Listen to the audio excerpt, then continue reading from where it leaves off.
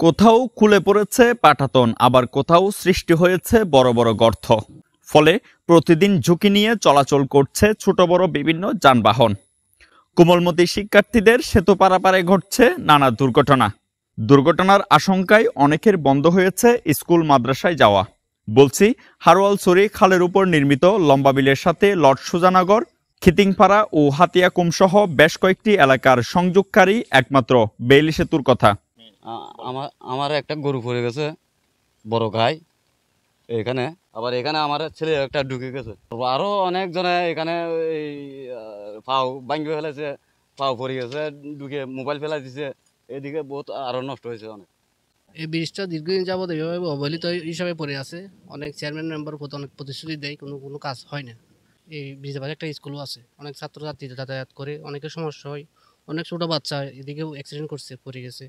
অনেক গাড়ি ঘোড়াও অনেক সময় পড়ে। আজকে সকালে একটা ব্যান এখানে শাখা ঢুকে গেছিল।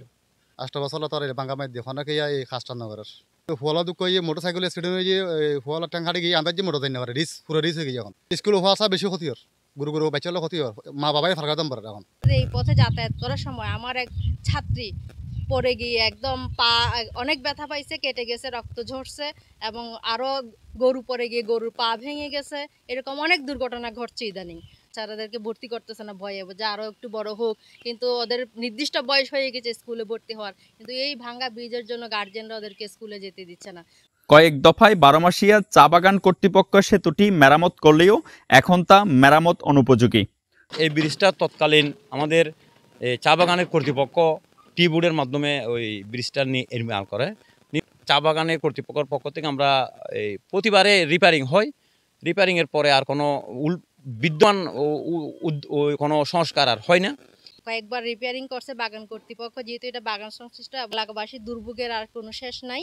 স্থানীয়দের অভিযোগ, সংস্কার ও রক্ষণাবেক্ষণের অভাবে দিন দিন মরণ ফাঁদে পরিণত হয়েছে এই সেতু।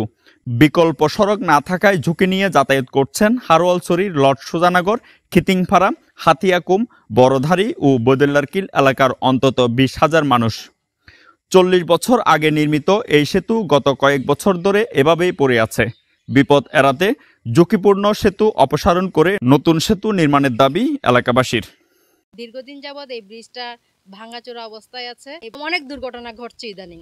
খিতিংপাড়া থেকে লর্ড সুজানগর, বড়ধারী, বদুল্লাকিল এই সমস্ত জায়গা থেকে আমার বিদ্যালয়ের ছাত্রছাত্রীরা আসে, এবং আমার বিদ্যালয়ের পাশে যে মাদ্রাসাটি আছে এখানের অনেক ছাত্রছাত্রীরা এই পথেই আসা যাওয়া করে। ফটিকছড়ি ইউনো মহোদয়ের দৃষ্টি আকর্ষণ করছি যেন উনি একটা সুব্যবস্থা করেন এই ব্যাপারে।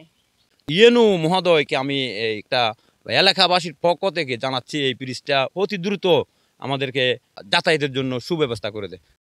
ফজলুল করিম, ফটিকছড়ি লাইভ।